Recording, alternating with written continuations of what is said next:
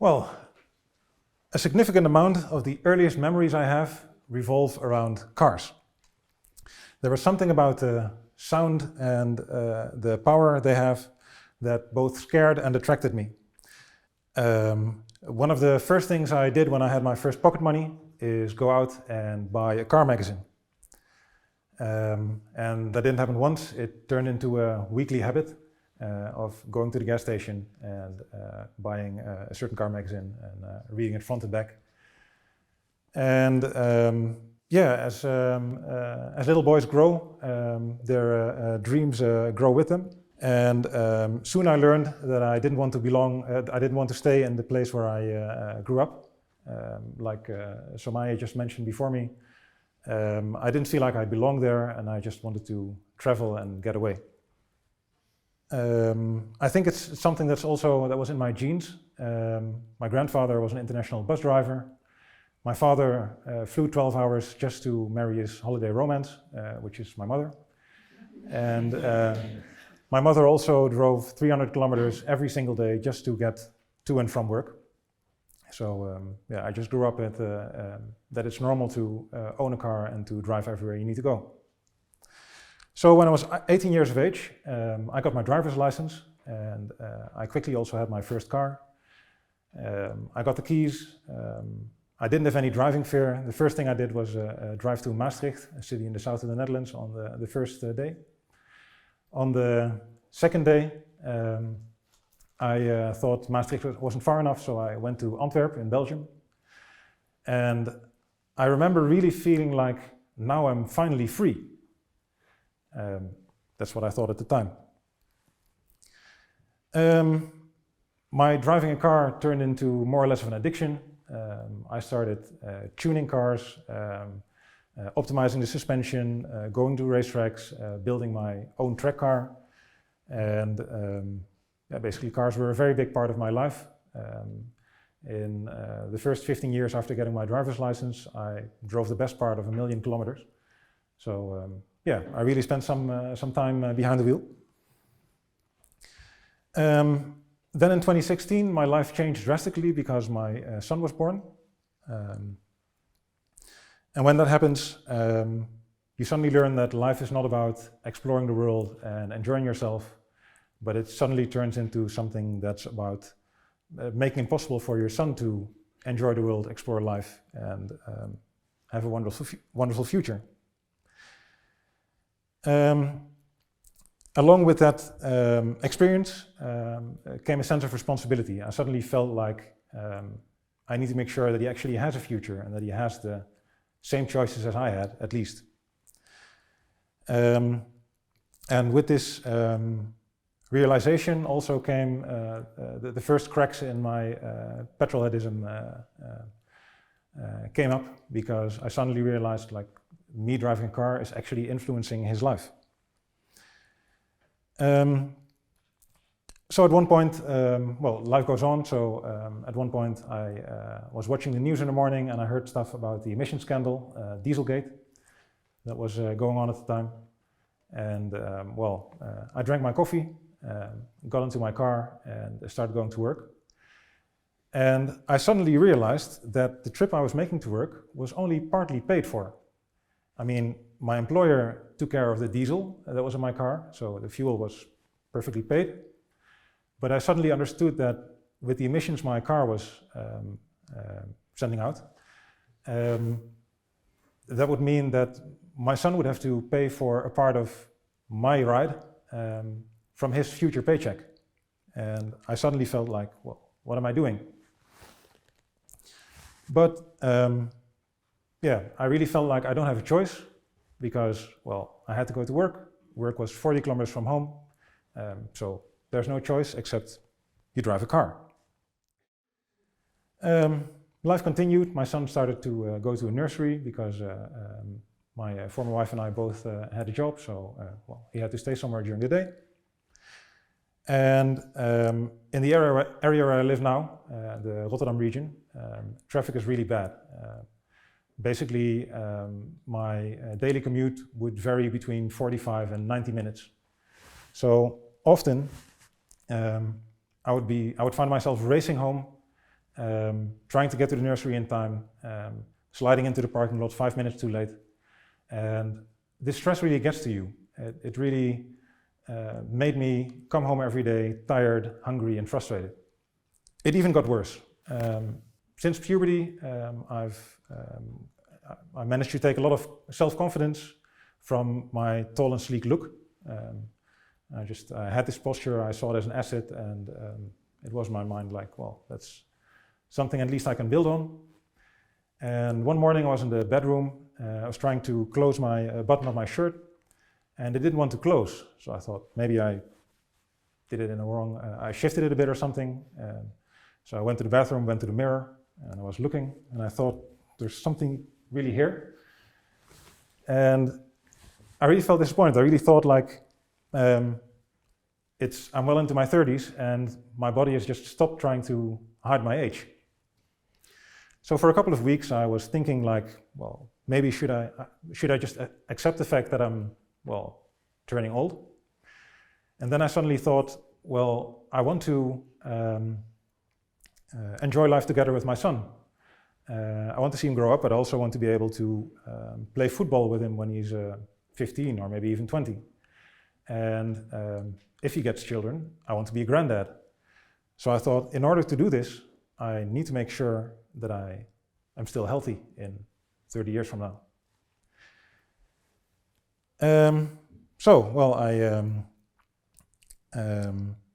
didn't accept the fact that I was getting in a worse shape. I didn't have a choice but to go to the gym. So I subscribed to a gym, like a lot of you probably have done. And I had the subscription and I sponsored them for about a year. But I was really thinking at one point, like, do people actually go there? I mean, I really didn't have time to go anywhere. I was in the metropolitan rat race. I was dad of a young child. There's just no way to do it. And then at one point I got a project in Leiden, which is 28 kilometers from my home. And someone jokingly said, well, that's basically cycling distance. And well, I'm Dutch, so even though I thought it wasn't a viable option, I thought, you know what, let's see what I can do. So what happened then is I started looking at my options and I found this option here, which is called a speed pedelec. It's basically a normal bicycle, but electric. And what it does is it has a license, so it's a bit like a moped. The power you put into the pedals, it multiplies it by 5, so you can go 45 kilometers an hour with it as a cruise speed. And I thought maybe that's for me. Especially the agility and acceleration are really nice. So if you're in a really large city or in a mountainous country like Spain or Portugal, it's really a nice bike to ride. But then I met some people who told me about this bike, and at first I liked its quirky banana shape, and then I thought, well, it doesn't have an engine, it's fully human powered, and there's a charm to that. And I also started thinking like, well, if I'm in here, like I said, I'm Dutch, so I'm used to rain. But in this thing, the rain doesn't harm me. And so I opted for this and I just started trying. And basically, at first, it was really hard. I really had a hard time. I was cycling 90 minutes, struggling to find a route for 28 kilometers, so I wasn't really quicker than a normal bicycle. And I was trying to keep up appearances, but I was really struggling with muscle pain and I almost gave up. And then suddenly after 2 or 3 weeks, it got easier and it was as if my body had more or less accepted like, hey, we're going to do this every day now, so well, let's do it then.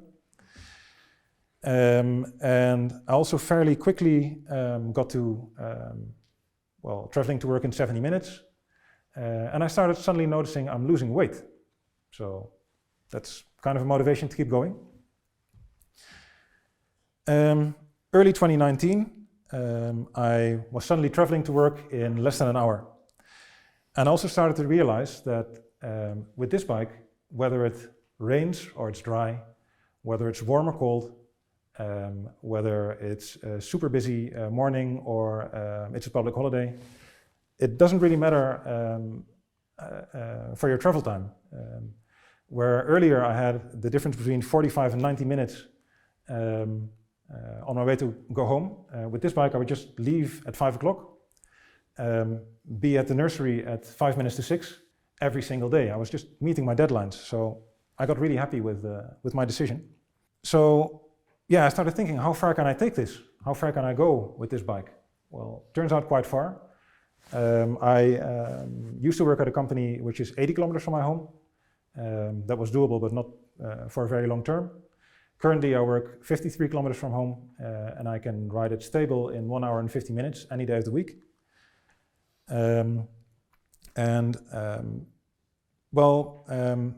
Basically, if I take a car, it takes me 1 hour to get there, if I'm lucky. And then there's someone who was very important to the development of this bike, who once told me, like, well, so I'm spending 30 minutes more per day. I'm managing to put 2.5 hours of sports into 30 minutes per day, which is a really nice concept. So to summarize, my travel time has got much more stable.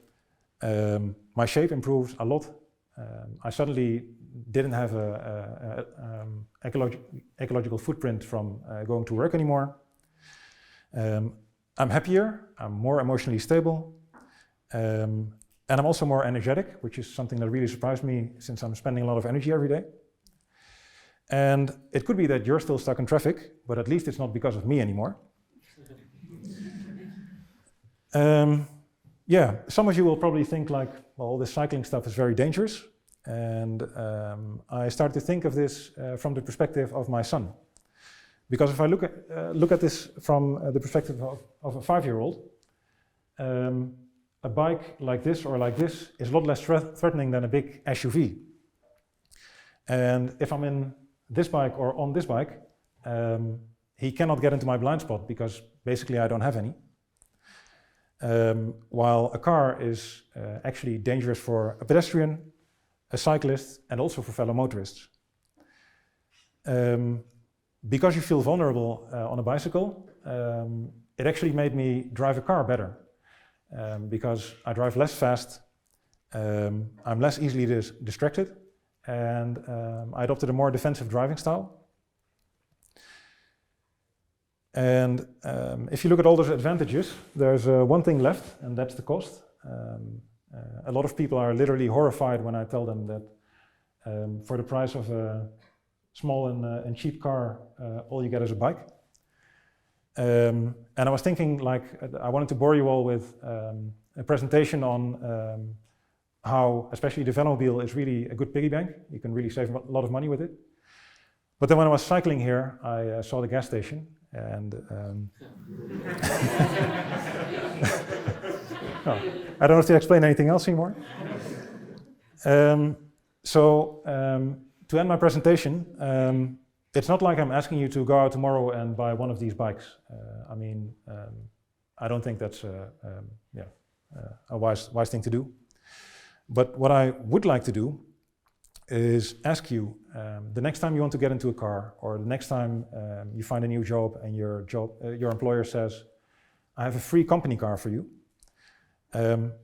please consider the actual cost and truly consider your options. Spend your time well. Thank you very much.